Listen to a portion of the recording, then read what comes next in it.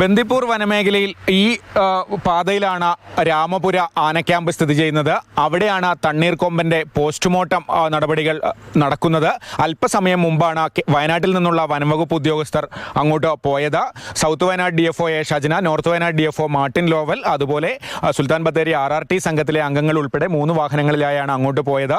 മാധ്യമപ്രവർത്തകർക്കോ മറ്റ് ആളുകൾക്കോ അങ്ങോട്ട് പ്രവേശനമില്ല. പൂർണ്ണമായും കർണാടക വനംവകുപ്പിൻ്റെ നിയന്ത്രണത്തിലാണ്. ഞാനിപ്പോൾ നിൽക്കുന്ന സ്ഥലത്ത് തന്നെ ഒരു നോ പാർക്കിംഗ് ഏരിയയൊക്കെയാണ്. ഇവിടെ പോലും നിൽക്കാൻ പാടില്ല എന്നാണ് നമ്മളോട് പറഞ്ഞിരിക്കുന്നത്. എന്തായാലും തണ്ണീർക്കൊമ്പൻ്റെ പോസ്റ്റ്മോർട്ടം നടപടികൾ ഇവിടെയാണ് നടക്കുന്നത്. ഇന്നലെ രാത്രി മാനന്തവാടിയിൽ നിന്ന് ആനയെ ഇവിടെയാണ് എത്തിച്ചിരിക്കുന്നത്.